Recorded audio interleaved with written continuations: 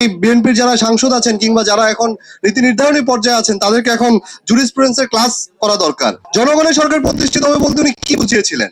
যেই সরকার নিজের শক্তিতে জনগণের কথা না মেনে নিজের এক্সিকিউটিভ পাওয়ারকে ব্যবহার করে তার মতন করে সংবিধান পরিবর্তন করতে পারবে না। তো আমরা তো এখন আবার দেখতে পাচ্ছি আপনারা সেই পথেই আগাচ্ছেন। আপনারা তো জনগণের কথা মানছেন না। জনগণ সভরেন।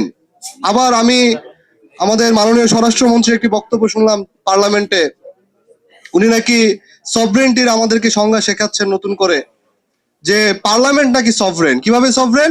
জনগণ সভরেন, জনগণ সেই ক্ষমতা তাদেরকে দিয়েছে, এই কারণে তারা সভরেন। তাহলে মানে যে ক্ষমতাটা দিল সে উপরে না, যে ক্ষমতাটা পেল সে উপরে উঠে গেছে। মানে হাস্যকর কথাবার্তা। আরেকটি বিষয়, শান্তিপূর্ণ উপায়ে ক্ষমতা হস্তান্তরের রেকর্ড কিন্তু বিএনপির ইতিহাসে নাই। আপনারা দেখেন 2001-এ দেখেন, 96 দেখেন, প্রত্যেকবার জাতিকে গৃহযুদ্ধের দ্বার প্রান্তে নিয়ে গিয়েছে।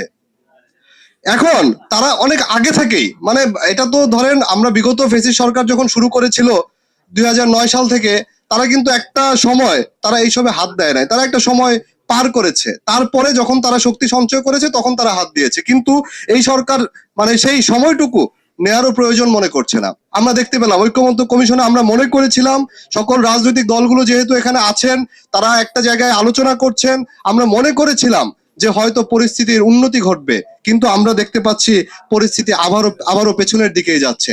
আমরা আশা করব জনগণ আপনাদেরকে যে ক্ষমতা দিয়েছে, জনগণ গণভোটের মাধ্যমে যে সংস্কার বাস্তবায়ন করতে চায় আপনারা তা অবিলম্বে বাস্তবায়ন করবেন। না হলে জনগণ যখন রাজপথে নামে তখন সংবিধান বলে কিছু থাকে না। সেটি কিন্তু 5 তারিখে আপনারা প্রমাণ পেয়েছেন, আপনারা স্বচক্ষে দেখেছেন।